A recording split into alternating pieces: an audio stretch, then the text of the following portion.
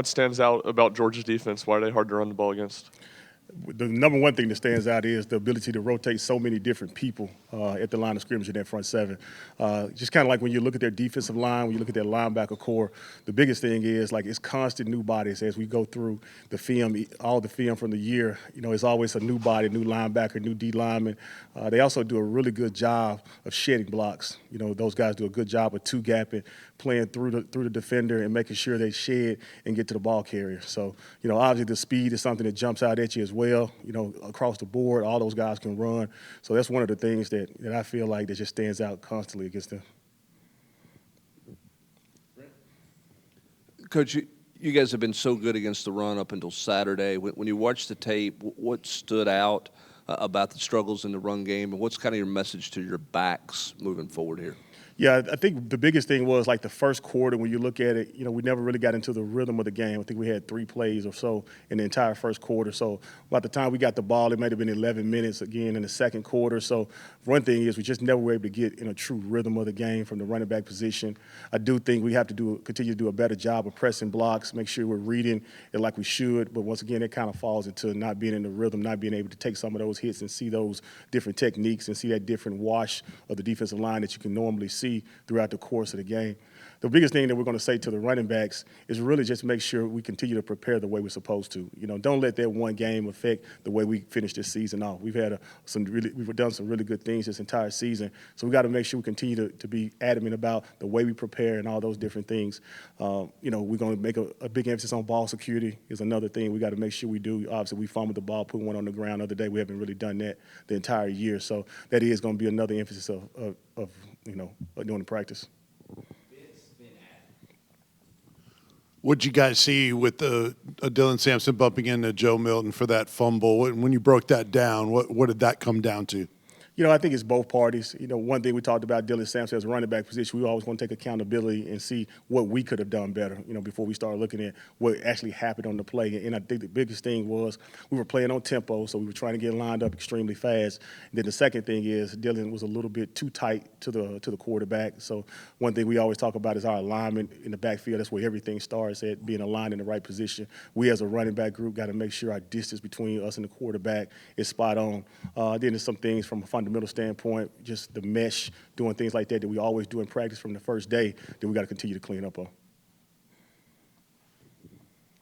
Regardless of the circumstances of why the run game didn't work, it obviously didn't work. There was, I'm sure, a lot of pride in your guys of how well y'all have run the ball all year. Do you sense that pride is down a little bit? Is there frustration, or do they need to regain something that they lost in that game? I really don't. You know, we've had a lot of success here, not just this year, but in the past running the football. And that's one game. You know, like we always tell players, you don't let one game define exactly what happened to you or who you are. And, you know, we didn't have success for those 3 hours and some change that we were on the football field the other night. That doesn't mean we're still not a really good offense. That doesn't mean we're not a really good running back core. The way these guys prepare, the attitude that they approach in the building every day, you know, that's something that we always take pride in. And that's going to be no different this week. You got to put that away, put it in the bank, you know, use it for later. Just never forget that situation that happened so it doesn't happen again. So we're just going to reset and refocus this week. Mike up front and then Casey in the back. Yeah, Coach, Georgia went down their All-American middle linebacker, Jamon Dumas-Johnson, a couple games ago. Probably won't play with a broken form. They got a couple of freshmen there that played the last game. What did you see from number 5 and number 33? Yeah, really physical. A really physical bunch. Not only just those two guys, but the entire group of linebackers. They're active, they're athletic, they do a great job of flying to the football in pursuit, and then when they get there, they know how to finish plays. You know, when you play a team like Georgia, one thing is it's going to be tough to get yards after contact because they are so physical, they are so strong, so that's going to be a great challenge to the guys like Jalen Wright, Jabari, and Dylan to make sure that they have great pad level, that they're making sure they continue to drive their feet on contact. So those linebackers at Georgia, they don't want to give you anything. They're stingy, and we got to do a great job of matching that intensity. So no difference with the freshmen from No, I feel like, you know, you stick one of them in, they all look about the same. They all flying around. Going up against that Georgia defense, how do you make sure that you're maximizing the amount of yards that you can get every single carry?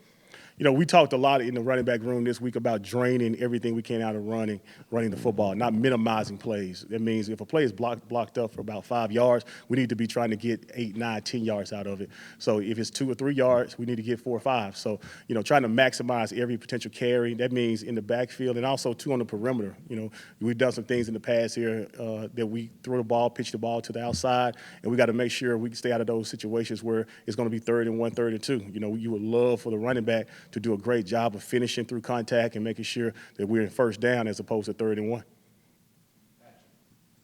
Coach, Jalen, obviously, he's had some fumble issues, but they were, a long time ago. He'd been pretty clean in that front this season. How did he handle the turnover the other day, and how did you handle it with him? Well, you know, one thing, we got great confidence in Jalen. And that one fumble, like I said, he hasn't fumbled the entire year. And it really wasn't a situation where it was, egregious about how he went about fumbling. He was a little bit off balance. He was trying to get to what we call the arm bar, get 2 hands on the ball and come down with it. And then the second guy came in kind of late. Looks like he put a helmet on. It's kind of hard to tell from the coach's view in the film. But it wasn't a situation where he was he didn't have really good ball security. He has to do a better job of squeezing the football when he gets in that position.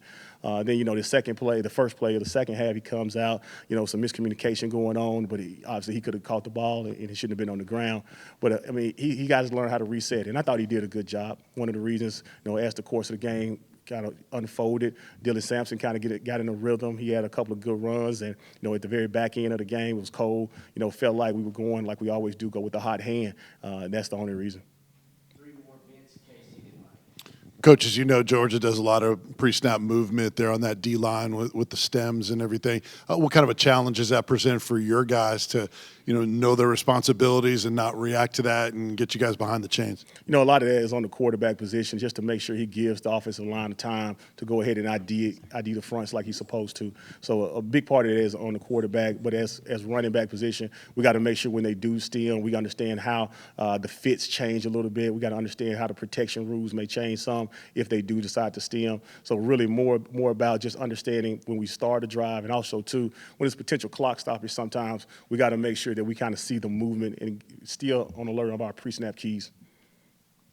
The amount of yards that Jabari Small has been getting out of per carry has been down the last 4 weeks. Is there anything he can do to increase his effectiveness in that regard, or has it just been kind of situational? It's really been situational. Jabari is a really dynamic football player. He hasn't had some of the explosive runs that he's had in the past, and that's not really because of him being less of a player or injury or anything like that. It's just about the opportunity when he gets in the game. For whatever the reason, he's been put in those situations where they're a little bit more 3rd and 1, 3rd and 2. So obviously when it's those situations, you're going to run the ball in between the tackles a little bit more, and just hasn't been able to kind of pop some of those explosive runs that he's had in the past. But it's really not anything to do with him per se. It's really just about the situation that he's been put into. Coach, last time you played Georgia, it was a pretty loud environment. Communication was an issue. I think Coach Heupel acknowledged that after the game. Playing at home, does this give your players a better opportunity to communicate, maybe be more effective in the run game? I think anytime we get a chance to play in Neyland Stadium, I think that's a great opportunity for us. Our crowd does a good job of being loud when the opponent's, in a 3rd down position, and they understand now, how to be somewhat quiet when we have the ball to make sure that we can communicate the way we need to. I think our guys really enjoy playing at home. I think they, that's an extra energy, an extra boost for those guys.